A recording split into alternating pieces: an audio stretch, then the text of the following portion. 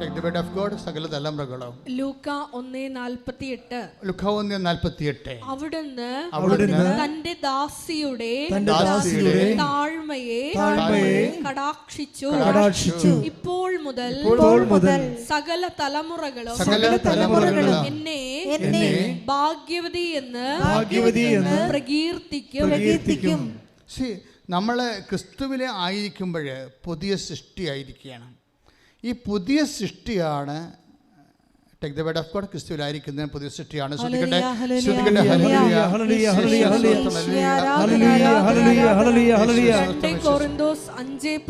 1 കൊരിന്ത്യസ് 5:17 വായിച്ചോളൂ. ക്രിസ്തുവിൽ ആയിരിക്കുന്നവൻ പുതിയ സൃഷ്ടിയാണ്. പഴയത് കടന്നുപോയി, ഇതാ പുതിയത് വന്നു കഴിഞ്ഞു. അപ്പൊ ക്രിസ്തുവിലായിരിക്കുന്ന ആൾക്കാരാണ് പുതിയ സൃഷ്ടിയാണ്. അവരുടെ അവകാശം ഓഹരിയും എന്താണ്? അവരെ സകല തലമുറകളും ഭാഗ്യവതി എന്ന്. അമ്മ മാത്രമല്ല, ആരെല്ലാം ക്രിസ്തുവിലായിരിക്കുന്നുവോ, ആരെല്ലാം ക്രിസ്തുവിൻ്റെ വചനത്തിന് അനുപേക്ഷമായി ജീവിക്കുന്നുവോ, അവരെ എല്ലാം ദൈവം സകല തലമുറകളും ഭാഗ്യവതി ഭാഗ്യവാൻ എന്ന് പ്രകീർത്തിക്കും. കൈയടിച്ച്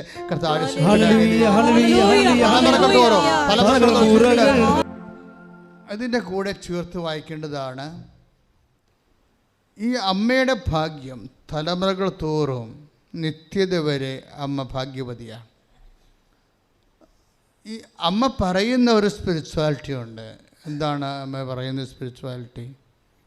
ആത്മാവിൽ ദാരിദ്ര്യമുള്ളവരെ ഭാഗ്യവാന്മാർ. എന്തുകൊണ്ടെന്നാൽ ദൈവരാജ്യം അവിടേതാകുന്നു. മലയിലെ പ്രസംഗമാണ് സംഭവം. പക്ഷേ ഈ മലയിലെ പ്രസംഗത്തിൻ്റെ വചനം മാംസം ധരിച്ച രൂപമാണ് പരിശുദ്ധ അമ്മ. മലയിലെ പ്രസംഗമാണ് 5:3 വരണത് അല്ലേ? എന്താ പറയണത്? ഈശോ പറഞ്ഞ ആദ്യം ആത്മാവിൽ ആത്മാവിൽ ദാരിദ്ര്യമുള്ളവർ ഭാഗ്യവാന്മാർ. അപ്പൊ ശരീരത്തിന്റെ സമ്പത്ത് എന്താ നമുക്കറിയാം. പൊന്ന് അല്ലെ, പറമ്പ് എല്ലാം ശരീരത്തിന്റെ സമ്പത്താണ്. ആത്മാവിന്റെ സമ്പത്ത് എന്താണ്? ദൈവമാണ് ആത്മാവിന്റെ സമ്പത്ത്. ദൈവമാണ് എനിക്കില്ലല്ലോ എന്ന് എന്തെല്ലാം കിട്ടിയാലും നേടിയാലും ജോലി കിട്ടിയാലും അതുപോലെ തന്നെ നീ വിചാരിക്കുന്ന എല്ലാം നടന്നാലും പക്ഷേ ദൈവത്തിനെക്കുറിച്ച് നിനക്ക് ദൈവമില്ലല്ലോ. ദൈവമാണ് ഏറ്റവും വലുത്, എൻ്റെ ജോലിയേക്കാൾ വലുത്, എൻ്റെ വീടിനേക്കാൾ വലുത്, അതുപോലെ എൻ്റെ ജീവിത സാഹചര്യങ്ങളെക്കാൾ വലുത് ദൈവമാണെന്ന് തോന്നുമ്പോഴാണ് ഈ ആത്മാവിൽ ദാരിദ്ര്യം ഉണ്ടാകുന്നത്. മനസ്സിലായ? നമ്മളെ സംബന്ധിച്ചിടത്തോളം നമ്മുടെ ശരീരത്തിൻ്റെ ദാരിദ്ര്യം മാറ്റാനാണ് ദൈവത്തിൽ അത് അറിവില്ലായ്മ കൊണ്ട് എന്നാണ് ശരീരത്തിൻ്റെ ദാരിദ്ര്യം. വീട്, ജോലി, വിവാഹം ഇങ്ങനെയുള്ള കാര്യങ്ങൾക്കാണ് നമ്മൾ ഉടമ്പടി ചെയ്യണത്. പക്ഷേ ഈ വിഷയത്തിൽ എപ്പോഴും നമ്മൾ ശ്രദ്ധിക്കേണ്ടത് ദൈവത്തിൻ്റെ ഈശോ അമ്മയെ സകല തലമുറകളും ഭാഗ്യവതി കീർത്തിക്കുമ്പോൾ അത് തന്നെയാണ് ക്രിസ്തു പറയണത്. എങ്ങനെയാണ്? അമ്മയെ മാത്രമല്ല, ആരെല്ലാം ക്രിസ്തുവിനെ സ്വീകരിക്കുന്നുവോ അവരെല്ലാം തലമുറകൾ തോറും അവർ ഭാഗ്യവതിയാകും. അതായത് ജന്മജന്മാന്തരങ്ങളും ഈ ജന്മത്തിൻ്റെ അപ്പുറത്തേക്കും നമ്മൾ ദൈവം ഭാഗ്യവാൻ. കാര്യം ദൈവം ഭാഗ്യവാൻ എന്ന് വിളിക്കുന്നവനാണല്ലോ ഭാഗ്യവാൻ. അതല്ലേ നമ്മൾ 32-ാം സങ്കീർത്തനം 2 കണ്ടത്. ദൈവം ഭാഗ്യവാൻ എന്ന് വിളിക്കുന്നവനാണ് ഭാഗ്യവാൻ. ദൈവം കുറ്റം ആരോപിക്കാത്തവനാണ് ഭാഗ്യവാൻ. ദൈവം കുറ്റം ആരോപിക്കാതിരിക്കുമ്പോഴേ നമുക്കറിയാം. എപ്പോഴും നമ്മൾ ശ്രദ്ധിക്കേണ്ടത് ഉടമ്പടി പ്രൊമോട്ട് ചെയ്യുന്നത് ഒരു പക്കാ മരിയൻ സ്പിരിച്വാലിറ്റിയാണ്. മരിയൻ സ്പിരിച്വാലിറ്റി ചെയ്യാൻ വേണ്ടത് വചനം മാംസമായതും വചനം മാംസമാക്കിയതും വചനത്തെ വയറ്റിട്ട് വളർത്തിയതും വചനത്തെ വീട്ടിൽ നിർത്തി വളർത്തിയതും വചനത്തെ ലോകത്തിനെ ഏൽപ്പിച്ചതും എല്ലാം അമ്മ എന്ന് പറയുന്ന വലിയ യാഥാർത്ഥ്യമാണ്.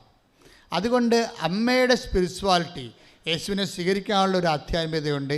യേശുവിനെ വയറ്റിട്ട് വളർത്താൻ അതിനുള്ള പേയ്മെൻ്റ് എല്ലാം കൊടുത്താണ് അമ്മ. നമ്മൾ ഔഷധപിതാവ് സ്വന്തം ഭർത്താവ് വരെ ഉപേക്ഷിക്കുമെന്ന് കണ്ടപ്പോഴും ആ പേയ്മെൻറ്റ് കൊടുക്കുന്നതിൽ യാതൊരുവിധ കോംപ്രമൈസും അമ്മ ചെയ്തില്ല. വീട്ടിൽ കുറച്ച് അസ്വസ്ഥതയൊക്കെ ഉണ്ടായ സമയത്ത് അമ്മ അവിടുന്ന് എലിസബത്തിനെ ശുശ്രൂഷിക്കാൻ പോയി. എന്നാൽ എല്ലാ കാര്യങ്ങളും പ്രാർത്ഥനയിലായാലും ചില സമയത്ത് വചനത്തിൻ്റെ കൂടെ സ്വീകരിക്കുമ്പോൾ ഒറ്റക്ക് നടക്കേണ്ടി വരുമെന്നാണ് അമ്മ നമുക്ക് തരുന്നൊരു പാഠം. എലിസബത്തിനെ സ്വീകരിക്കാൻ പോയത് ബന്ധുക്കളെ സ്വന്തപ്പെട്ടവരല്ല, ഒറ്റക്കാണ് പോയത്. ക്രിസ്തുവിനെ സ്വീകരിക്കുന്നവർ ഇന്നല്ലെങ്കിൽ നാളെ അവർ ഏതെങ്കിലും സമയത്ത് ഒറ്റക്ക് നടക്കേണ്ടി വരും. അവരുടെ വിശ്വാസം, അവരുടെ ജീവിതം മറ്റുള്ളവർക്ക്, നിങ്ങളുടെ ആൻറ്റിമാർക്കോ അങ്ങളമാർക്കോ അയൽവാസികൾക്കോ മനസ്സിലാകണമെന്നില്ല. മറ്റുള്ളവരുടെ എല്ലാവരുടെയും സർട്ടിഫിക്കറ്റ് വാങ്ങിച്ചുകൊണ്ട് you cannot leave in as A Christian. നിങ്ങൾക്ക് മറ്റുള്ളവരുടെ സർട്ടിഫിക്കറ്റ് അംഗീകാരം വാങ്ങിച്ചുകൊണ്ട് നിങ്ങൾക്കൊരു ക്രിസ്ത്യാനിയായിട്ട് തുടരാൻ പറ്റത്തില്ല. സോ അതുകൊണ്ട് തന്നെ ക്രിസ്തുവിനെ സ്വീകരിക്കാൻ ഉദ്ദേശിക്കുന്നുണ്ടെങ്കിൽ, വിശ്വാസത്തോടെ സ്വീകരിക്കാൻ ഉദ്ദേശിക്കുന്നുണ്ടെങ്കിൽ ഇങ്ങനെയുള്ള കാഷ്വാലിറ്റിയിലും ഉണ്ടാകും. ചില സമയത്ത് നമ്മൾ ഒറ്റപ്പെടും, അമ്മയെപ്പോലെ. അപ്പോഴും ഏത് സമയത്തും നീ തയ്യാറായിരിക്കണം. എന്തിന് തയ്യാറായിരിക്കണം?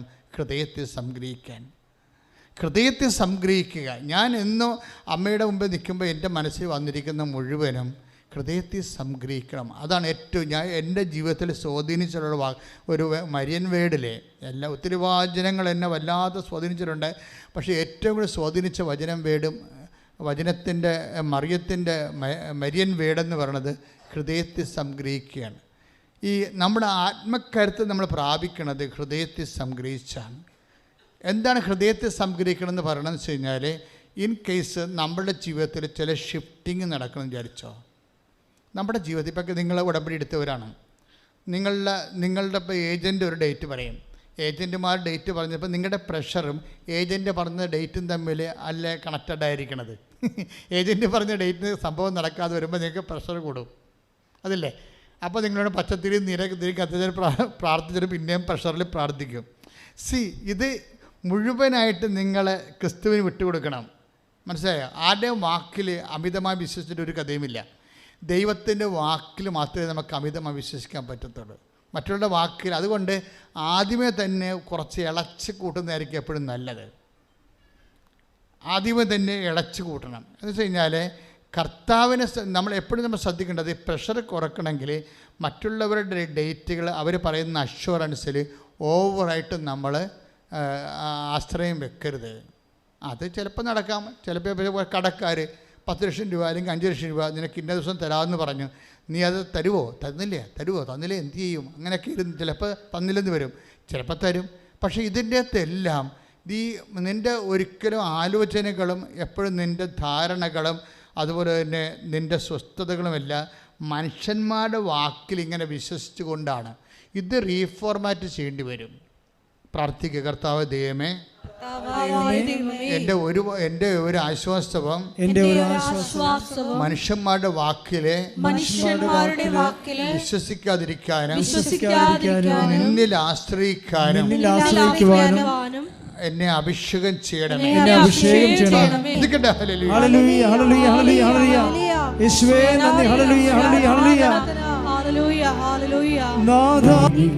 പരിശുദ്ധ പരമ ദിവ്യകാരുണ്യത്തിന് മനുഷ്യന്മാരൊക്കെ പല വാക്കുകളൊക്കെ പറയും. പക്ഷേ നമ്മളെപ്പോഴും ആശ്രയിക്കേണ്ടത് ദൈവത്തെയാണ്. അപ്പോൾ ദൈവത്തെ ആശ്രയിക്കണമെങ്കിൽ മക്കളെ പഠിക്കണം. ദൈവത്തെ ആശ്രയിക്കുന്നതിലൂടെയാണ് ഈ ഹൃദയത്തിൽ സംഗ്രഹം വരണത്. കാര്യം അമ്മയോട് കുറേ വാക്ക് ദൈവം തന്നെ പറഞ്ഞതല്ലേ. മനുഷ്യന്മാരുടെ വാക്ക് പോട്ടെ, ദൈവം തന്നെ അമ്മയോട് കുറേ വാക്ക് പറഞ്ഞതല്ലേ. ഈ പുത്രനെക്കുറിച്ച് അവൻ ദാവീദിൻ്റെ സിംഹാസനത്തിൽ രാജാവായിരിക്കും എന്നൊക്കെ പറഞ്ഞില്ലേ, ഇല്ലേ? മംഗളവാർത്ത പറഞ്ഞില്ലേ? ഞാൻ എപ്പോഴത് ഓർക്കൂ. അത് അവൻ്റെ രാജ്യത്തിന് അവസാനം ഉണ്ടാകില്ലെന്ന് പറഞ്ഞില്ലേ? യാക്കോബിൻ്റെ ഗോത്രത്തിൽ അവൻ വലിയവനായിരിക്കും എന്നൊക്കെ പറഞ്ഞില്ലേ? അപ്പോൾ ദൈവം തന്നെ വാക്ക് പറഞ്ഞിട്ട് നമുക്ക് അനുഭവിക്കാൻ പറ്റാത്ത ലോകത്താണ് നമ്മൾ ജീവിക്കുന്നത്. ഇതെല്ലാം മനുഷ്യൻ മനസ്സിലാക്കണം. മനുഷ്യന്മാരുടെ വാക്ക് തന്നെയല്ല, മനുഷ്യന്മാരുടെ വാക്ക് തന്നെ ഇടക്ക് പാളിപ്പോകുന്നുണ്ട്, മൊത്തം പാളിപ്പോകുന്നുണ്ട്. ദൈവത്തിൻ്റെ വാക്കും പ്രഥമ ദൃഷ്ടിയ പാളുന്നതായിട്ട് നമുക്ക് തോന്നും. കാര്യം എന്താണ്? ഈ പുൽത്തൊട്ടിയിലെ ഈ കാലിക്കൂട്ടത്തിനൊക്കെ എങ്ങനെ സംസാരിക്കാൻ ശേഷി ഉണ്ടാച്ചെങ്കിൽ അവർ പറയണ തെറി ഇവർ കേട്ടനുസരിക്കും പറഞ്ഞാൽ. കാലത്ത് കാളയും ആടുമൊക്കെ അല്ലേ പുൽത്തൊട്ടിലുള്ളത്, ഇല്ലേ? അവരാപ്പടെ ഒതുങ്ങിക്കൊടുക്കുക. ഞാൻ ആ പുൽത്തൊട്ടി കയറിയതാണ്. ഒരു മല വീശി നിൽക്കുകയാണ്. ഒരു കുന്നും ചെരുവാണ്. കുന്നും ചെരുവിലൊരു പാറ ഇങ്ങനെ തള്ളി നിൽക്കുന്ന, അതിൻ്റെ ഉള്ളിലാണ് ഈ പുൽക്കൂട് ബെത്ലഹേമിൽ ഇപ്പോഴും അത് നിലനിൽക്കുന്നുണ്ട്. അപ്പം അതിൻ്റെ അകത്ത് ആ പാറ പുരാതനമായൊരു പാറയാണ്, കരിമ്പാറ ഇങ്ങനെ നിൽക്കും. മൊത്തം മുഴുവനും ബെത്ലഹേം മുഴുവനും അന്നും ഇന്നും പച്ചപ്പുര കൊണ്ട് നിറഞ്ഞതാണ്. ജനവാസം ഒന്നുമില്ല അവിടെയെങ്കിലും. അപ്പോഴേ എന്താ സംഭവിച്ചു കഴിഞ്ഞാൽ അതിൻ്റെ അകത്താണെങ്കിലും ഈ ആട് പശു ഒക്കെ എല്ലാം നമ്മൾ നിൽക്കുന്നുണ്ടെങ്കിലും അവരുടെ ഈ മഞ്ഞിൻ്റെ രാത്രിയിൽ അവരുടെ ഉള്ളിലോട്ട് വേറെ രണ്ട് മനുഷ്യർ കയറുമ്പോൾ സ്വാഭാവികമായിട്ട് അവർക്ക് നീരസം തോന്നും. അവർക്ക് സംസാരിക്കാൻ പറ്റാത്തത് കൊണ്ട് അവർ പറയുന്ന തോന്നിവാസം ഔസേപ്പിതാവും മാതാവും കേൾക്കാതിരുന്നതാണ്. ഇതൊന്നും സിമ്പിളല്ലെന്ന് മനസ്സിലാക്കിയാൽ മതി. പക്ഷേ ജീവിതമൊന്നും അത്ര സിമ്പിളല്ല. അപ്പോൾ ഇങ്ങനെയുള്ളൊരു സമയത്താണ് ഇടയന്മാർ, ഒരു പ്രാകൃതരായ മനുഷ്യർ കയറി വരണത്. പ്രാകൃതരായ മനുഷ്യരെ കണ്ടിട്ട് പോലും ഇല്ല, ഒരു പരിചയവുമില്ല. ലോകം മുഴുവനും എൻ്റെ പരിചയത്തിലാക്കണത് ദൈവം അവരെ സെൻഡ് ചെയ്തതാണെന്ന് ഞാൻ വിശ്വസിക്കുമ്പോഴാണ്. മനസ്സിലായ? അല്ലെങ്കിൽ അടുത്തുള്ളവർ പോലും നമുക്ക് അപരിചിതരായി വരും. പ്രാർത്ഥിക്കുക, ദൈവമേ പ്രാർത്ഥിക്കുക. കർത്താവേ, ക്രിസ്തുവിലായിരിക്കുന്നവൻ പുതിയ സൃഷ്ടിയാണെന്ന് വചനത്തെ ധ്യാനിച്ചുകൊണ്ട് ലോകത്തോടും ജീവിതത്തോടും പുതിയ സമീപനം സ്വീകരിക്കാനും ആരും അപരിചിതരല്ല. എല്ലാവരും ക്രിസ്തുവിനാൽ അയക്കപ്പെടുന്നവരും എന്നെ സഹായിക്കാൻ വേണ്ടിയുള്ള ദൈവത്തിന്റെ സംവിധാനമാകയാൽ പരിചിതരുമാണെന്നുള്ള ബോധ്യത്താൽ എന്നെ നിറക്കണമേ, നയിക്കണമേ. ശ്രദ്ധിക്കട്ടെ.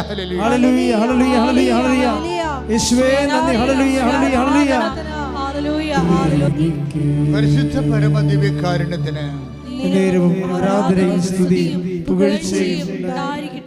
അപ്പം ക്രിസ്തുവിലായിരിക്കുന്നവൻ പുതിയ സൃഷ്ടിയാണെന്നുള്ള വചനത്തിൻ്റെ അന്വേഷണമായിട്ടാണ് ആരും അപരിചിതരല്ല എന്ന വചനത്തിലേക്ക് വരുന്നത്. മാതാവിനെ സംബന്ധിച്ചിടത്തോളം ആരും അപരിചിതരല്ല, ബന്ധുക്കളല്ല, സ്വന്തപ്പെട്ടവരുടെ സഹോദരങ്ങളല്ല. പക്ഷേ അടുത്ത് ഈ പ്രസവ രാത്രിയിൽ കണ്ടുമുട്ടുന്ന വ്യക്തികൾ ജീവിതത്തിൽ ഒരിക്കലും കണ്ടുമുട്ടാത്ത വ്യക്തികളാണ്. പക്ഷേ അവരെ ദൈവം സെൻഡ് ചെയ്തിരിക്കുകയാണ്, അവർ ദൈവം അയച്ചിരിക്കുകയാണ്. അവർ പറയുന്ന വാക്കുകൾ അതാണ്. നമ്മളോട് പറയപ്പെട്ടതുപോലെ തന്നെയാണ് പുൽത്തൊട്ടി കാണപ്പെടുന്നത്. എന്താണ്? പിള്ളക്കച്ചയിൽ പൊതിഞ്ഞ് പുൽത്തൊട്ടി കിടത്തിയിരിക്കുന്ന ശിശു, ഇവനാണ് രക്ഷകനെന്നാണ്. അപ്പം അവരുടെ വചനങ്ങളിൽ നിന്നാണ് മറിയം താൻ പ്രസവിച്ചിരിക്കുന്ന കുഞ്ഞ് ദിവരക്ഷകനാണെന്നും തന്നോട് ദൈവം പറഞ്ഞ വാക്കുകൾ ഇനിയും കാത്തിരിക്കേണ്ടതാണെന്നും പറഞ്ഞ് ഹൃദയത്തെ സംഗ്രഹിക്കണത്. തന്നോട് പറഞ്ഞത് എന്താണ്? Take the word of God. യാക്കോബിന്റെ ഗോത്രത്തിൽ അവൻ എന്നേക്കും വലിയവനായിരിക്കും. ശ്രദ്ധിക്കട്ടെ.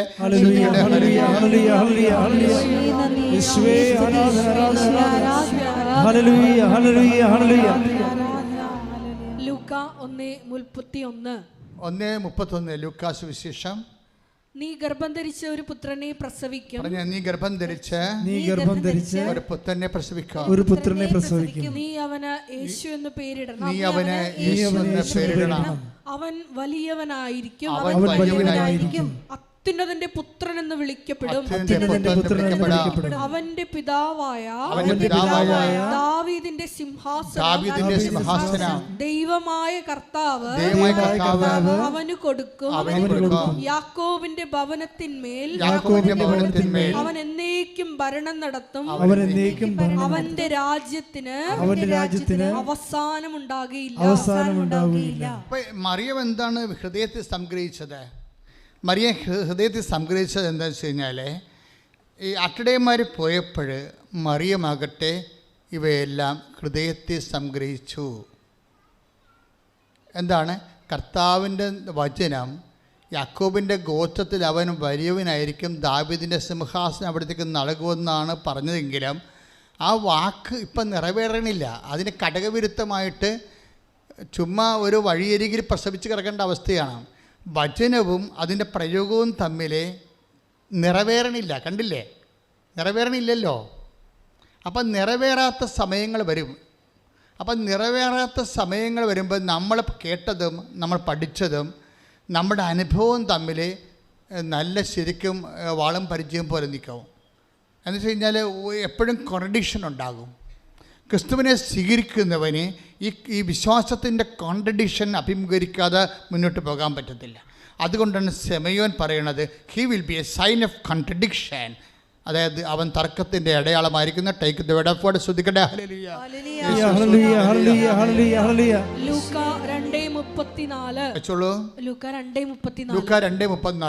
ശിമയോൻ അവരെ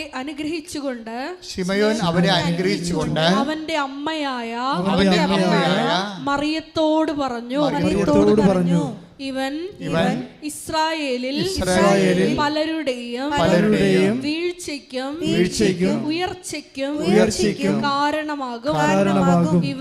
ഇവൻ വിവാദ വിഷയമായ സൈൻ ഓഫ് കോൺട്രഡിക്ഷൻ, അടയാളവുമായിരിക്കും. വിവാദ വിഷയമായ അടയാളമായിരിക്കും. എപ്പോഴും ക്രിസ്തുവിലായിരിക്കുന്നവൻ പുതിയ സൃഷ്ടിയായിരിക്കുമ്പോൾ ആ പഴയ സൃഷ്ടിയിൽ നിന്ന് പുതിയ സൃഷ്ടിയിലേക്ക് മാറുന്ന ട്രാൻസിഷൻ പീരീഡിലാണ് ഈ എപ്പോഴും വിവാദങ്ങൾ ഉണ്ടാകുന്നത്. എന്താണ് വിവാദമെന്ന് ചോദിച്ചു കഴിഞ്ഞാൽ, ദൈവത്തിൻ്റെ വചനം പ്രഥമ ദൃഷ്ടിയ ദൈവത്തിൻ്റെ വചനം തരുന്ന അഷുറൻസ് നമുക്ക് വർത്തമാനകാലത്ത് ചില സമയത്ത് അനുഭവിക്കാതെ വരും. കാര്യം അവൻ വലിയവനായിരിക്കും എന്നല്ലേ പറയണത്. യാക്കോബിൻ്റെ ഗോത്രത്തിൽ അവൻ വലിയവനായിരിക്കും. ദാവീദിൻ്റെ സിംഹാസനം അവിടെ നിന്ന് നൽകുമെന്ന് പറഞ്ഞു കേട്ടിട്ട് അവനെ കൊണ്ട് കിടത്തണത് പുൽത്തൊട്ടിലാണ് കിടത്തണത്. സിംഹാസനമാണ് അപ്പോൾ വാഗ്ദാനം ചെയ്തിരിക്കുന്നത്, പക്ഷേ കിട്ടണത് പുൽത്തൊട്ടിയാണ് കിട്ടുന്നത്. അപ്പോൾ ചില സമയത്ത് ഈ ഡൈക്കോട്ടമി വരും. ഡൈക്കോട്ടമിയാണ് ഇത്. നീ ഒരു വിശ്വാസി 1-ാം ക്ലാസ്സിൽ നിന്ന് 2-ാം ക്ലാസ്സിലേക്ക് കടക്കുന്നത് ഈ ട്രാൻസിഷൻ പീരീഡിലാണ്. നീ വിശ്വാസിയാണ്, പക്ഷേ വിശ്വാസത്തിന് പാഠങ്ങളുണ്ട്, ക്ലാസ് കയറ്റങ്ങളുണ്ട്. അത് 1-ാം ക്ലാസ്സിൽ നിന്ന് 2-ാം ക്ലാസ്സിലേക്ക്, 2-ാം ക്ലാസ്സിൽ നിന്ന് 3-ാം ക്ലാസ്സിലേക്ക് വിശ്വാസത്തിൽ പോകുന്നത് ഈ ട്രാൻസിഷൻ പീരീഡ് കൈകാര്യം ചെയ്തിട്ടാണ്. അത് അമ്മ അതെന്താ ചെയ്യണത്? അമ്മയ്ക്കത് മനസ്സിലാവണില്ല. എന്താണ് അമ്മയോട് പറഞ്ഞിരിക്കുന്നത്? അവൻ യാക്കോബിൻ്റെ ഗോത്രത്തിൽ വലിയവനായിരിക്കും, ദാവീദിന് സിംഹാസനം നൽകുമെന്നാണ്. പക്ഷേ അമ്മ പ്രസവിച്ച് കിടക്കുന്നതിന് പുൽത്തൊട്ടിലാണ് കിടക്കുന്നത്. അപ്പോൾ അനുഭവം അപ്പം ചില സമയത്ത് നിനക്ക് അനുഭവേദ്യമാകുന്ന വിഷയങ്ങൾ പലപ്പോഴും നീ പ്രതീക്ഷിച്ചതിന് ഘടകവിരുദ്ധമായിരിക്കും. ദൈവപൈതലെ ശ്രദ്ധിക്കുക. നീ പ്രതീക്ഷിക്കുന്ന കാര്യത്തേക്കാൾ ഘടകവിരുദ്ധമായിരിക്കും ഇപ്പോഴും നീ അനുഭവിക്കണത്. പക്ഷേ എപ്പോഴും നമ്മൾ ശ്രദ്ധിക്കേണ്ട ഒരു കാര്യമുണ്ട്. കാര്യം ഇപ്പോഴും ഇങ്ങനെ അനുഭവിച്ചാലും ദൈവം തന്നോട് പറഞ്ഞ വാക്കുകൾ എപ്പോഴായാലും നിറവേറും. അതുകൊണ്ട് തന്നെ അമ്മ ഹൃദയത്തിൽ സംഗ്രഹിക്കുന്നത് അതാണ്. എന്താ കാര്യം? ഇപ്പോഴത്തെ എന്നോട് പറഞ്ഞ പോലെ അല്ല ഇപ്പം നടക്കണമെന്നെങ്കിലും അത് നടക്കാതിരിക്കത്തില്ല, നടന്നേ മതിയാവൂ. അപ്പം സത്യസന്ധനാണ്, അപ്പം വാക്ക് പാലിക്കും. അതാണ് നമ്മെ ഹൃദയത്തിൽ സംഗ്രഹിച്ച് പ്രത്യാശ ജീവിക്കണം. കൈ ഇടിച്ച് കർത്താവോട്